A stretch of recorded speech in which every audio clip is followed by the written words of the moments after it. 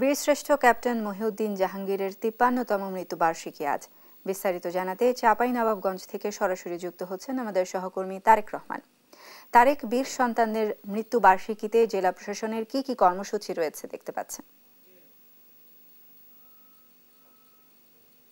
জি, ধন্যবাদ আপনাকে প্রথমে বলে রাখি যে বিশিষ্ট শহীদ ক্যাপ্টেন মহিউদ্দিন জাহাঙ্গীর ১৪ তারিখে কিন্তু চাঁপাইনবাবগঞ্জ অভিমুখে কিন্তু তিনি পাক সেনাদের মোকাবিলা করতে করতে চাঁপাইনবাবগঞ্জে এগিয়ে আসলেন এবং দুপুর বেলাতে তিনি গুলিবিদ্ধ হয়ে কিন্তু শাহাদাত বরণ করেন।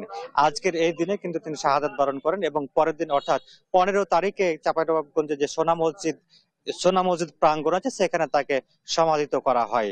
আজকে সকাল থেকে জেলা প্রশাসন বিভিন্ন কর্মসূচি পালন করছে। কিছুক্ষণ আগে কিন্তু যে আমার পিছনে এই জায়গাটিতে কিন্তু বীরশ্রেষ্ঠ ক্যাপ্টেন মহিউদ্দিন জাহাঙ্গীর গুলিবিদ্ধ হয়ে শাহাদাত বরণ করেছিলেন। তার স্মরণে এখানে একটি স্মৃতি স্তম্ভ রয়েছে। এই স্মৃতি স্তম্ভে জেলা প্রশাসনের পক্ষ থেকে ফুল দেওয়া হয়েছে, শ্রদ্ধা নিবেদন করা হয়েছে, এছাড়া পতাকা উত্তোলন করা হয়েছে। আজকে কিন্তু সারাদিনই কিন্তু জেলা প্রশাসনের পক্ষ থেকে বিভিন্ন কর্মসূচি নেওয়া হয়েছে।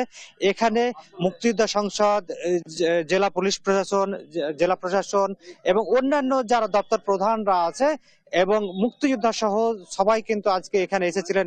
এখানে এসে শ্রদ্ধা নিবেদন করেছেন তারা। এই মুহূর্তে কিন্তু চাঁপাইনবাবগঞ্জে যে সোনা মসজিদে বীরশ্রেষ্ঠ ক্যাপ্টেন মহিউদ্দিন জাহাঙ্গীরের সমাধি স্থল, সেখানে